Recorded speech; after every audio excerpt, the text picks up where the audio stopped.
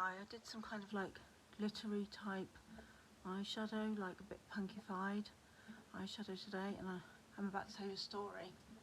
Okay, so hi, this is my story, and I've been researching haunted stories. I find ghost stories fascinating. So this story is about, well, it started off being about one thing and then it just turned into something else basically.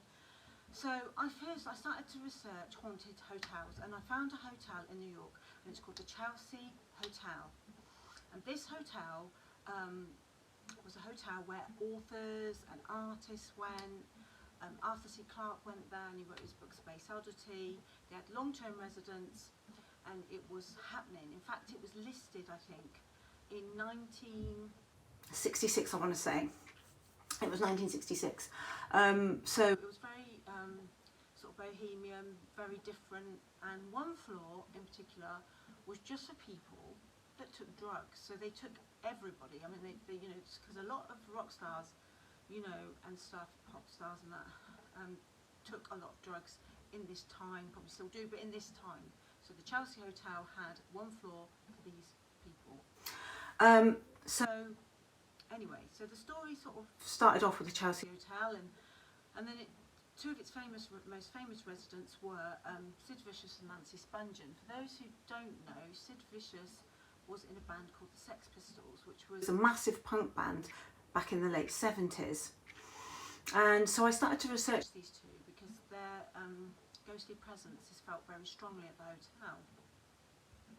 And to be quite honest, the story hasn't really left me since I've started researching it. It's a really tragic story, but it's also, you know, an amazing story as well. So basically, it starts off that Sid Vicious, bless him, terrible life he had as a child. His mother was a heroin addict. She was a registered heroin addict, and she actually used to give her son heroin, which is just awful. And in the band there was John Lydon, who's Johnny Rotten, and he said that I think one of their bassists had left. I think it was Glenn Matlock, I want to say. Anyway, he left, so they were looking for a new bassist, and Johnny Rotten was really good friends with Sid, and he thought, well, what about Sid, you know? So, and they all used to hang around, I do believe, in Vivian Westwood shop down the King's Road, I think. Anyway, so he asked Sid said yeah, and then, you know, Sid really wasn't a great bassist, but his face was synonymous with punk rock. His face is so famous. I mean, he had a real punk look, and, you know, he had the attitude and the swagger that went with a punk rocker. So, you know, so he was not very good bassist, but looked great.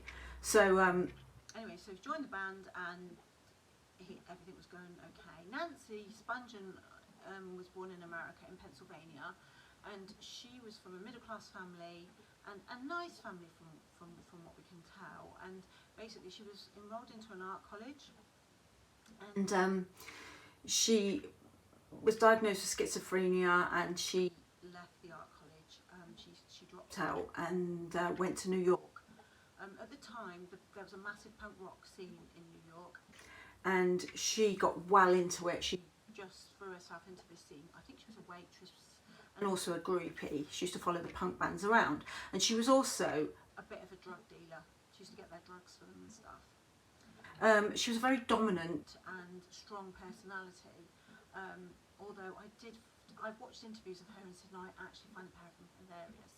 I mean, they were really funny and very rude, and sometimes I find these rude people really funny. So, but yeah, so anyway, she went over to England, to London, to follow one of the New York dolls, but I'm not sure which doll it was. Maybe I should have researched that. But anyway, she went to follow this doll that she'd got a thing about, I think. Anyway, he sadly didn't seem to be interested, so she then hooked up with Sid.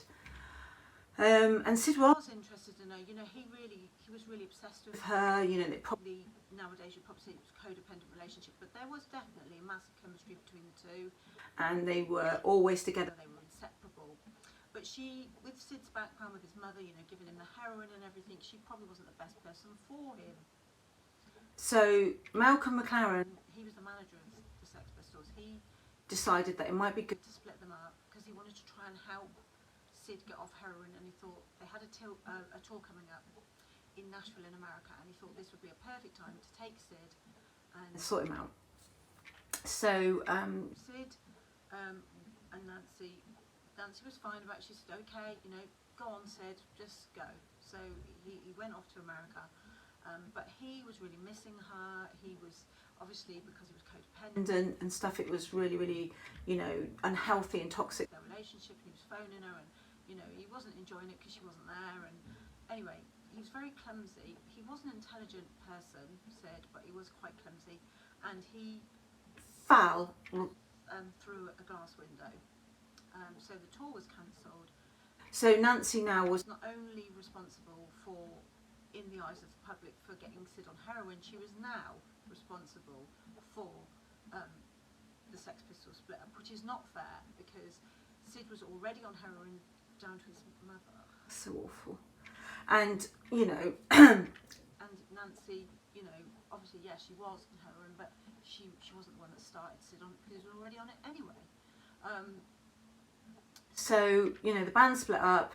It was all over the press, and they decided to get away. They went to Paris for a bit, and then they went off to New York, and they booked in the October, I think it was 1978, they booked into the Chelsea Hotel, where they basically spent their days taking drugs in a hotel room, and they had some sort of hangers-on friends, whatever you want to call them, and they basically were hanging around with these people.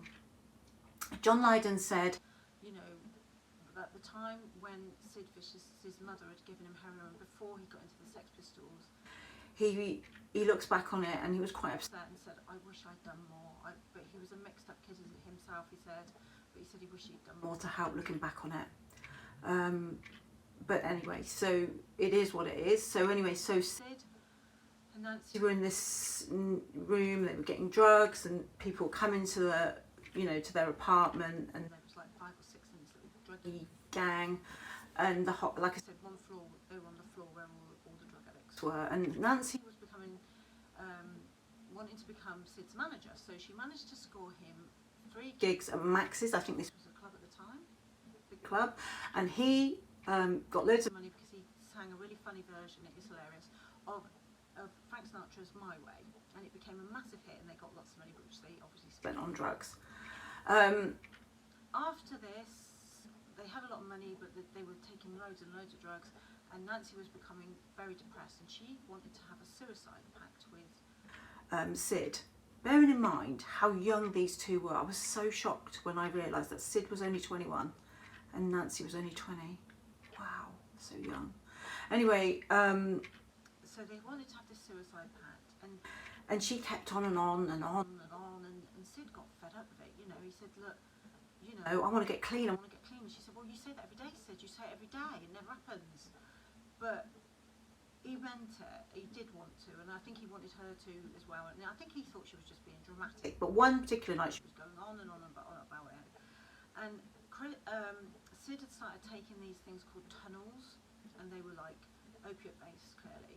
And he used to take 30 of them. I mean, that is enough to kill a horse, apparently. But he managed to survive taking, must have been, I don't know, a strong constitution or something. But anyway, he took 30 tunnels.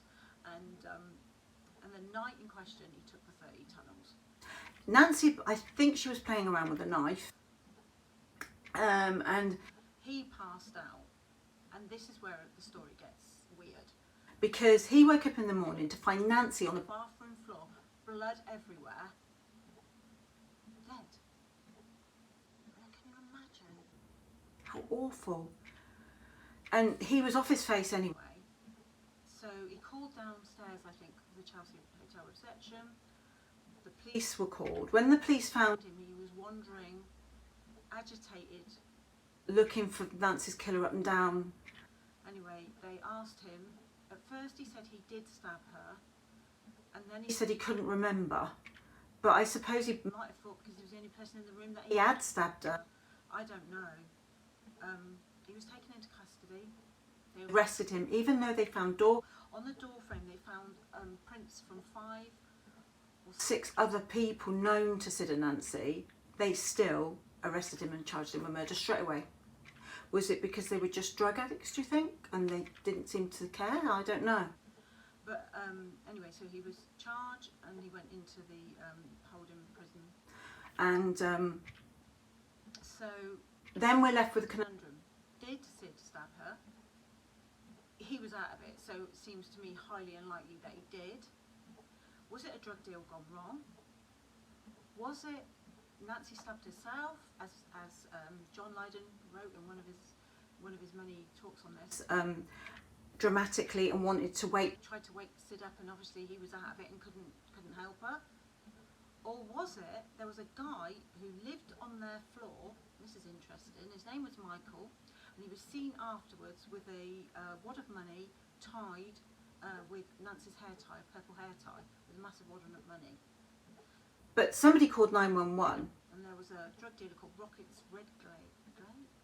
Glade, I want to say. I think that's the name. But anyway, he called 911, and that's when Sid was. So then Sid was in the police cell. His Virgin Records gave his mother $500 to release Him, or 5,000 maybe, might be 5,000 to and either, or 50,000 maybe dollars to bail, because that's what they wanted. So anyway, his mother paid the bail and gave him heroin.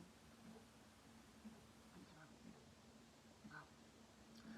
He asked for it, to be fair, but even so he was out, and then about a year later, while he was in prison, somebody asked him, did he want to carry on living? He said no, he just wanted to be under the ground with Nancy. It's really sad. So anyway, about a year later, he overdosed and died. But they found a love letter that he wrote to Nancy, and it's really lovely. You can find it on the internet if you look, and it basically says how much he wants to still be with her, how they got the death pact, and how he was going to honour that death pact, and you know how he can't live without her, basically. So sad. The other story is he asked for Nancy's ashes, to put on Nancy's grave, but unfortunately there's two stories. Some people say that his mother did put them on the grave, but she died in 96, but she said first she said she did, then she said she didn't. And there was another story that John Lydon said to the New York Bugle. He said that basically Anne Beverley, that was Sid's mum's name, had taken the urn back to England. She wanted to bury him in England, but she had also put a heroin stash in that urn, because that's what you do. Anyway, she got off of the plane and got really paranoid because there was so many security. So she opened the air vent, threw the Sid's ashes plus a heroin stash down into the air vent. So Sid, according to John Lydon, he was bawling his eyes out as he told this reporter, allegedly, this was this newspaper, The Bugle, in 2014, and he said that Sid's still floating around Heathrow. So yeah, it's so many mysteries and Stories around this. It's really, really sad. There's been mediums that have said that they've channeled Nancy through, and that basically Nancy said that Sid didn't Stab her. And that that's all she sort of said to the medium. But in the Chelsea Hotel, apparently they have seen apparitions of Sid walking up and down by the escalator, sort of looking for Nancy's killer. And they've also seen Nancy. They've seen a woman dressed in the sort of punk clothes, and just with blonde hair wandering around. So what do you guys think?